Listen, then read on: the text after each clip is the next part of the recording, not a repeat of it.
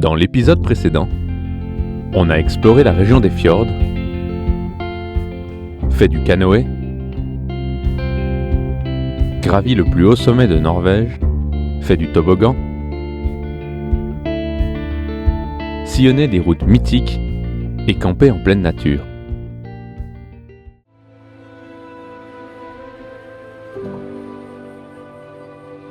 Ce ferry nous amène sur un petit archipel.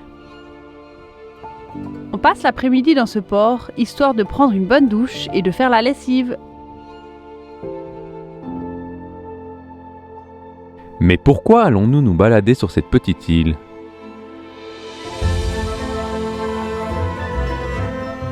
Ce lieu est réputé pour observer les macareux. Ils sont par milliers à rejoindre leur nid sur les falaises en fin de journée. Les oiseaux sont présents de avril à mi-août pour la période de reproduction.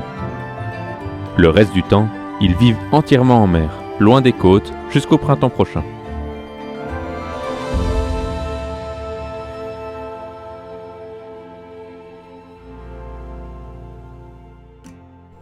Le lendemain matin, on reprend la route avec un petit arrêt en ville.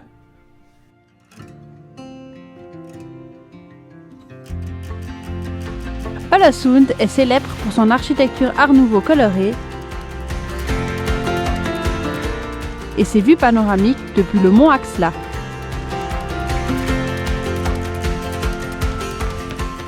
C'était chouette, mais pas un arrêt incontournable.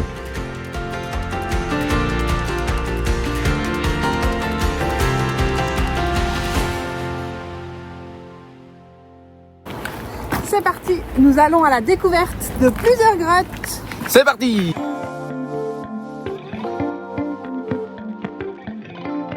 La montée est assez rapide. En moins d'une heure, nous arrivons au sommet.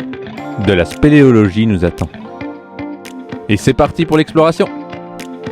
Équipés de nos lampes frontales, on descend dans les grottes.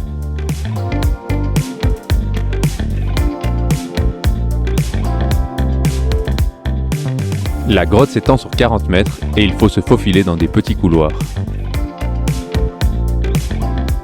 Au fin fond de la grotte se jette une fabuleuse cascade dans un bassin naturel en marbre. C'est une vraie pépite.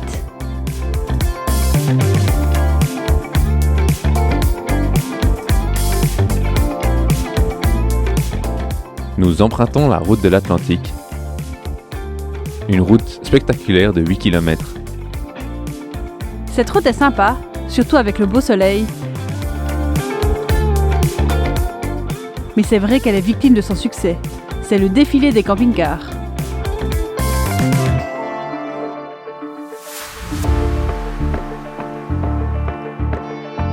Une petite pause s'impose. On s'arrête dans cette charmante petite ville pour profiter d'une bonne glace au soleil. Allez, encore un peu de route pour finir la journée.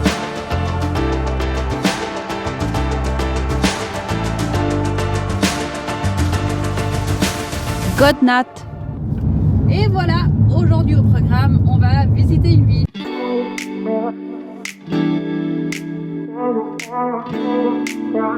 Cette ville, située au centre de la Norvège, était son ancienne capitale.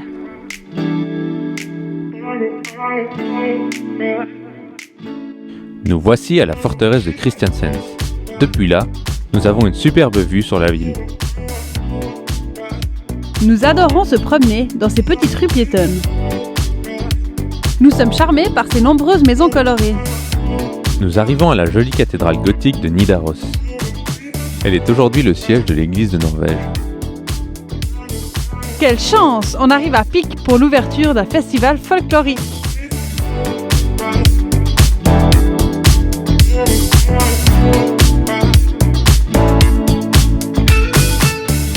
Après cette ville, on reprend la route pour se trouver un petit spot dans la nature.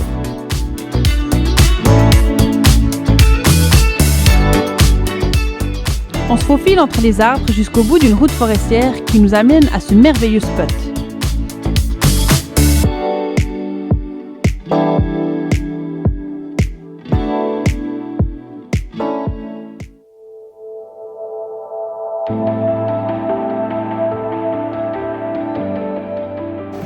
Voilà ce que nous allons découvrir aujourd'hui.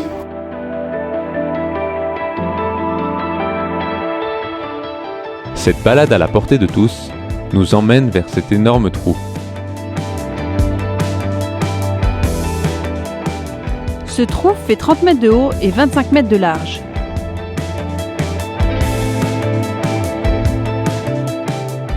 Pour remonter vers le nord, nous quittons la route principale pour prendre la route 17. Cette route est certes plus longue, mais bien plus belle. Nous devrons emprunter une multitude de ferries. Prendre les ferries est bien sympathique car ça nous permet de couper la route et de boire un bon café.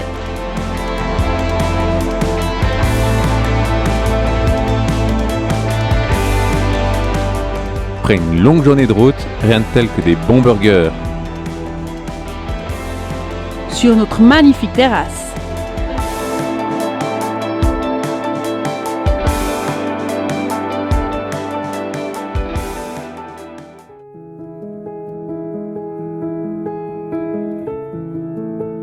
Les chiens ne sont généralement pas acceptés à l'intérieur du ferry, mais ici, voici une petite exception. Avec ce ferry, nous passons le cercle polaire arctique.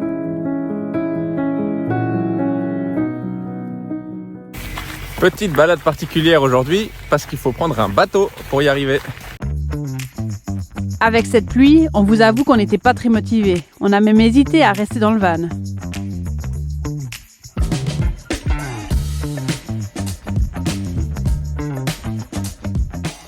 Le seul endroit ensoleillé, c'est sur le glacier.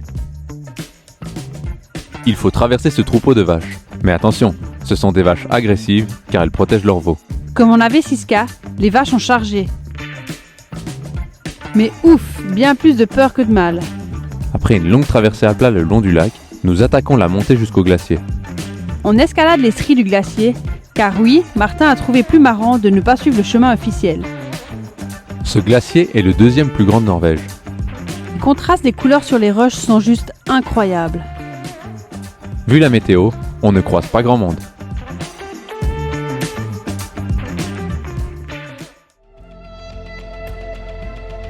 Première soirée avec deux Valaisans, Pauline et Bastien.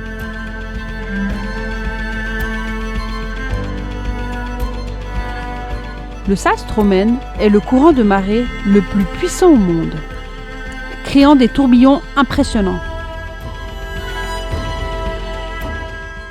Dernière rando avant les Lofoten. C'est parti!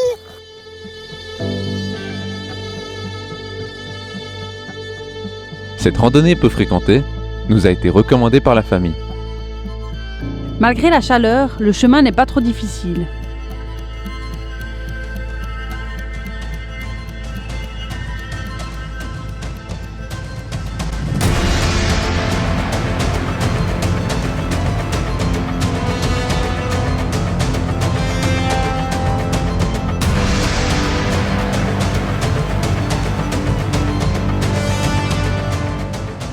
Entre la chute d'eau de 223 mètres, l'eau translucide et le lac, c'est une vraie carte postale.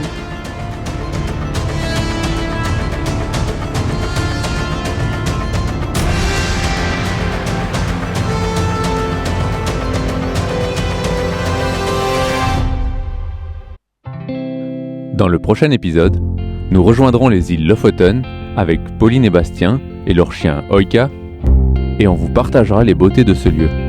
On vous dévoilera également une super astuce pour faire des économies.